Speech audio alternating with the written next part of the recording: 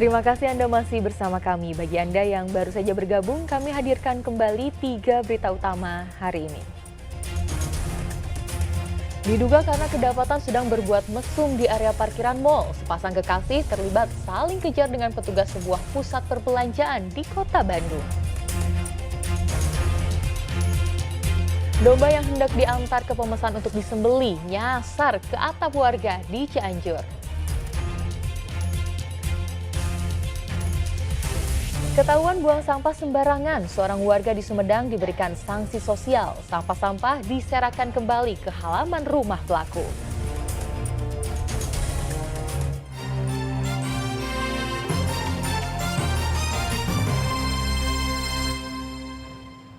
Peristiwa di Sumedang ini bisa menjadi pelajaran bagi kita semua agar tidak membuang sampah sembarangan. Seorang warga desa Cinanjung di Kabupaten Sumedang diberikan sanksi sosial karena membuang sampah sembarangan. Warga mengembalikan sampah ke rumahnya, bahkan dihamburkan di halaman rumah sebagai bentuk sanksi sosial.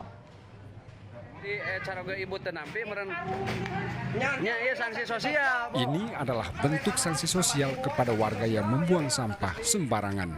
Sejumlah anggota Karang Taruna menghamburkan tumpukan sampah dari dalam karung ke halaman rumah seorang warga. Sementara pemilik rumah hanya bisa terdiam.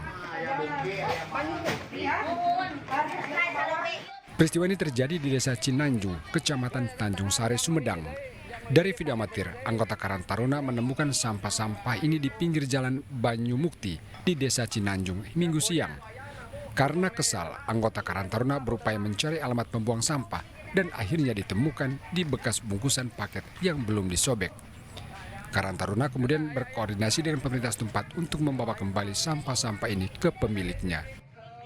Kita memberikan tindakan sanksi sosial kepada pelaku pembuangan sampah di area Banyumukti, Desa Cinanjung. Kenapa kita melakukan tindakan seperti itu? Karena warga masyarakat Banyumukti itu sebenarnya sudah geram sejak lama. Setahun lah ada ke belakang, sering banyak sampah di sini. Kita sebagai warga Banyumukti mengambilkan sampah itu membakar, tapi setelah habis ada lagi Pak. Pelaku pembuang sampah mengakui bersalah sehingga akhirnya bermediasi dengan warga di kantor desa. Maaf kepada pemerintah desa Cinanjung, pengurus TPS 3R, Distrik Mukti,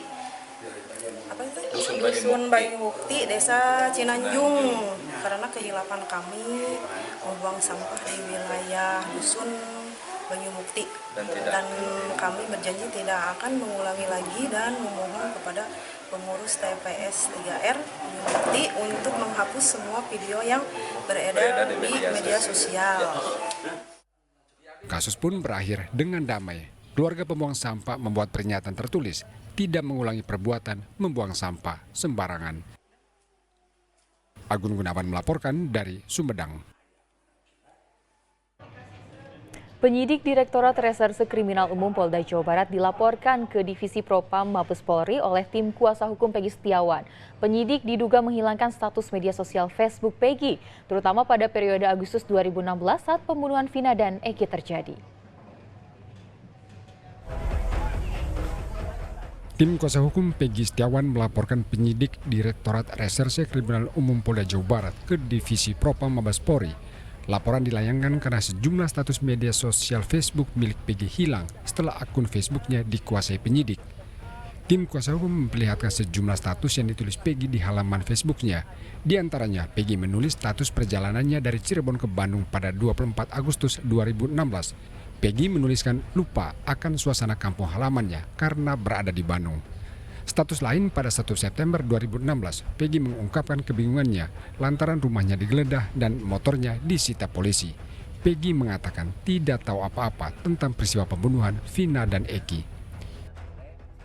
17 Agustus berarti menandakan bahwa memang Peggy Setiawan berada di Bandung. Artinya memang tidak di Cirebon, melainkan di Bandung sesuai dengan status. Ya Allah, saya nggak tahu apa-apa tentang.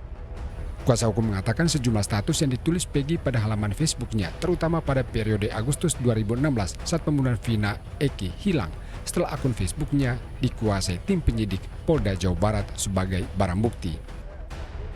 Itu kami mendampingi saksi pemeriksaan tambahan? Psikologis, ya, mendampingi Peggy di psikologis hari terakhir, hari kedua, hari Minggu.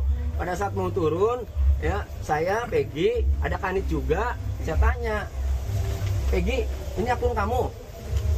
Oh iya. Terus kenapa postingannya hilang? Lo nggak tahu, saya udah nggak pegang lagi. Passwordnya pernah diminta sama penyidik. Iya, pernah diminta katanya penyidik. Oh, pantas ini. Ada Pak Kanitnya kok. Saya ngomong, oh pantas. Artinya kok hilang kan gitu. Oh, berarti hilang itu dari penyidik.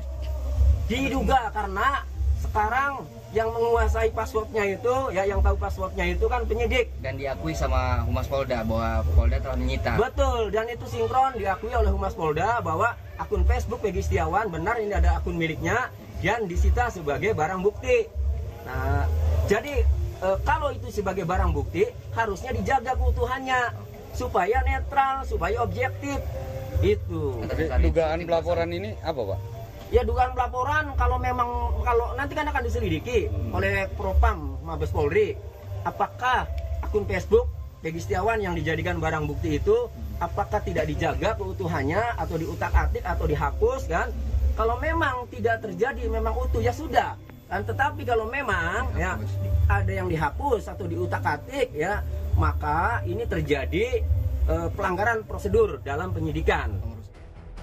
Kuasa hukum bersama Ibu Peggy, Kartini, bertolak ke Jakarta hari Rabu untuk melaporkan penyidik di Reskrim Polda Jawa Barat ke Divisi Propam Mabes Polri. Maruli Habibi melaporkan dari Kabupaten Cirebon. Kemudian yang kedua, kami juga melampirkan. Sejumlah jemaah haji asal Kota Bogor memprotes minimnya luas tenda di lorong maktab Mina sehingga mereka tidak bisa beristirahat. Sejumlah jemaah akhirnya memilih tidur di luar tenda. Kemenak Kota Bogor mengkonfirmasi kasus ini terjadi karena terbatasnya area yang disediakan pemerintah Arab Saudi di Mina.